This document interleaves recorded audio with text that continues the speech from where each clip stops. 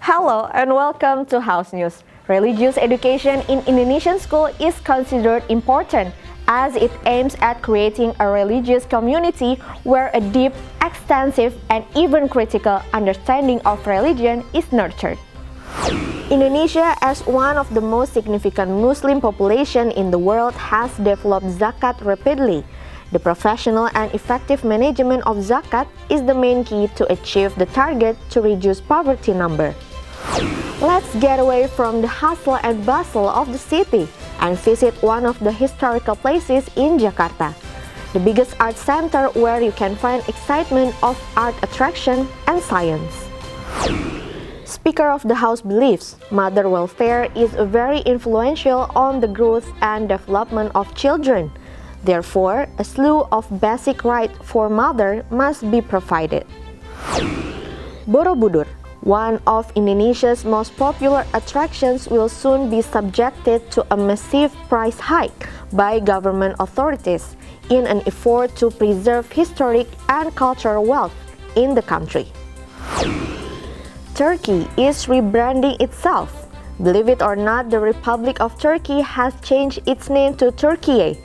United Nations says request from Ankara has been accepted with immediate effect. During the Commission 8 of the House working meeting with Minister of Religious Affairs Yakut Kolil Kaumas, it was revealed many aspects in religious education have not been covered. For instance, religious organizations, house of worship maintenance and construction, and teacher availability in remote areas. At Nusantara II Building, Jakarta, member of Commission 8 of the House, Lisda Hendrajoni, explains, Ministry of Religious Affairs needs to observe honorary teachers in remote areas who educate and dedicate fully for national development. Lisda also emphasizes the ministry to pay attention to the house of worship needing maintenance and renovation. Additionally, religious activities such as holy festival events should also be noticed. Ayo Pak Menteri lihat langsung ya, kalau kita sudah melihat langsung di lapangan bagaimana kondisinya, sehingga ini yang tentunya harus diperbaiki dan harus tepat sasaran. Begitu juga dengan bantuan-bantuan BOP yang kemarin juga ada pemotongan ya di berbagai daerah, dan tentu kita harus ada pengawasan khusus untuk itu. Meanwhile, another member of Commission 8 of the House, Endang Maria Astuti, says the Ministry of Religious Affairs needs to improve the activity for the public. Endang urges the ministry to give input to the President to increase the budget for religious education in order to build character education for young generation. Jadi Kementerian Agama ini sudah dari 40 sekian persennya saja untuk gaji. Jadi limit sekali yang bisa untuk merubah masyarakat untuk bisa lebih menguatkan agama itu hampir nggak ada gitu. Commission 8 of the House appreciates the performance of Ministry of Religious Affairs, who has realized 99% of the budget absorption fiscal year 2021. Until May 2022, the absorption rate has achieved 36%. Bani, TVR Parlemen reports. In order to maximize the potential of zakat, revision on the law of zakat management is required. The revision needs to elaborate more detail related to institutional issue, regulation, and existing zakat implementation. In the focus group discussion of the expert body of the House with the Islamic University of Riau, member of the House Syahrul Aidi Mazat said government needs to give more concern regarding zakat management. Syahrul emphasized, as the largest Muslim population in the world, Indonesia has strong potential in zakat. However, up to the present, zakat revenue achieves only 10%. Therefore, Syahrul hopes revision of zakat management law can maximize the potential in Indonesia. Penekanan yang lebih kuat ya dari pemerintah kepada muzaki, kepada yang berzakat, baik itu sifatnya perorangan ataupun kelembagaan, agar itu yang perlu ditekan supaya ada energi bagi amil-amil zakat ini untuk menagih gitu. Karena kalau kita lihat merujuk kepada syariat Islamnya, itu kan yang nggak mau bayar ya dipaksa bayar gitu. Syahrul added it is also important to pay more attention to zakat institution including the regulation and government's role in zakat management. Kalau memang kita revisi Undang-Undang Zakat harus menyelesaikan permasalahan-permasalahan ini. Mulai dari kelembagaannya, kemudian masalah regulasi yang ada, kemudian posisi pemerintah dalam mengelola zakat itu. Currently, the revision of law concerning zakat management has not been included in the national legislation program of the House for period 2022 until 2024. From Riau Province, Rangga Wijaya, TVR Parlemen reports. Arts and Cultural Center ISMAIL MARZUKI Park in Cikini, Central Jakarta, begins to open gradually starting 3rd of June in celebration of the 495th Jakarta anniversary or Jakarta Hajatan. The park has been closed for revamping and the project is nearly completed. As quoted from Tempo, the opening of ISMAIL MARZUKI Park is part of a welcoming event for Jakarta anniversary. Head of Jakpro Corporate Secretary Division, Nadia Dipo Sanjoyo said, the events held at the park include the architectural and art exhibition, such as paintings, sculptures, fabrics, and mixed artworks. There are also film screenings, workshops, and discussion of 9 arts. The process of renovating is still ongoing. The building of some facilities has already been completed, but some are still in the construction process. The renovation was carried out to make the park become an icon and center for world arts and cultural activities. With the new face of ISMAIL MARZUKI Park, Nadia invites the public, especially residents of Jakarta, to use the park as a third space to develop creativity and express artistic and cultural talents. Moreover, the talent was built with a unique mixed-use building concept because it accommodates the needs of art, culture, and education.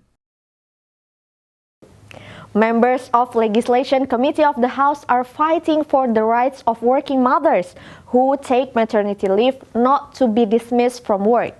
In addition, they must continue to receive salaries from companies' social security and corporate social responsibility funds.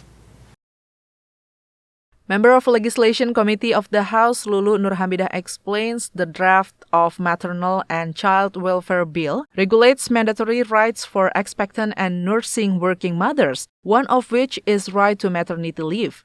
The bill also stipulates prohibition for company to dismiss working mother who are in maternity leave.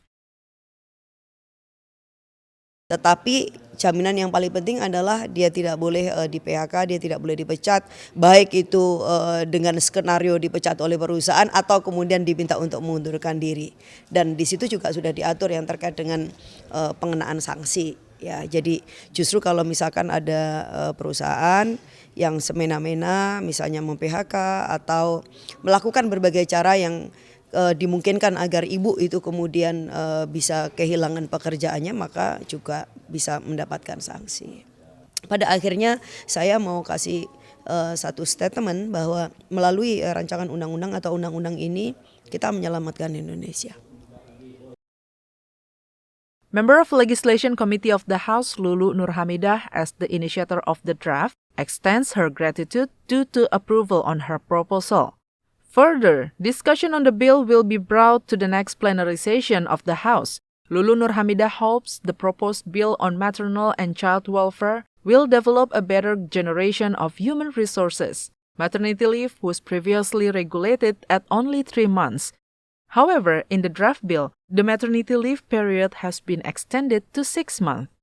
Among other things, the bill will provide mothers with the security and comfort as well as protection from violence and discrimination, including in the workplace.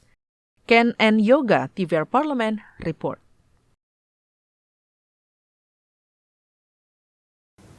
Commission 10 of the House urged the government to review the plan to increase the entry fee to Central's Java Buddhist temple, Borobudur.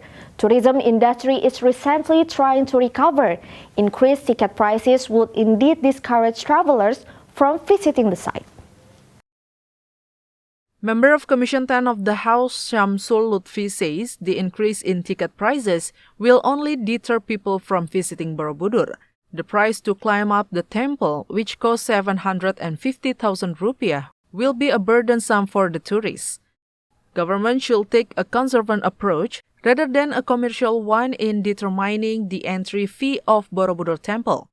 In addition, engaging cultural heritage management to ensure Borobudur as a historic tourist destination is well preserved.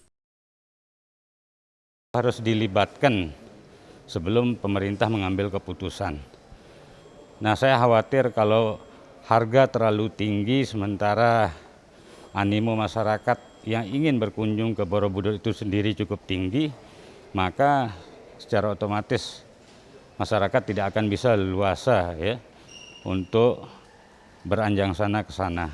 Sehingga perlu pemerintah memikirkan dengan baik secara strategis langkah-langkah yang lebih arif di dalam menentukan tarif terhadap Borobudur itu sendiri. Sehingga kalau tarif terlalu mahal, maka itu kesannya elitis, hanya orang-orang tertentu saja yang bisa berkunjung ke sana. Sementara Borobudur sebagai salah satu keajaiban dunia. In the future, it is necessary to take wise consideration to determine the entry fee of a tourist destination. Too high tourist tickets for Borobudur Temple can cause a decrease in the income of local MSMEs. Government needs to stimulate and bring the tourism industry to recover. Andri TVR Parlemen reports. Turkey's government has sent a letter to the United Nations formally requesting to be referred to as Turkey. The move is seen as part to rebrand the country and dissociate it from the birth of the same name and the negative connotations associated with it. As quoted from The Guardian, United Nations spokesman Stephanie Dujarric explained the international organization received a letter from the Turkish minister requested a change in the name to Turkiye instead of Turkey. In December 2021, the President Erdogan ordered the use of Turkiye to better represent Turkish culture and values, including the use of made in Turkiye on exported products. Turkish ministry also began using Turkiye in official documents. The government this year released a promotional video as part to change its name in English. The video shows tourists from across the world saying "Hello Turkey" at famous destinations. Many social media users revert to this fact to criticize the Turkish government's move as absurd. While others agree it was a necessary rebranding, there will be no more confusion for English speakers to referencing the country and the animal. And that's House News for today. Thank you for watching everyone and have a good day.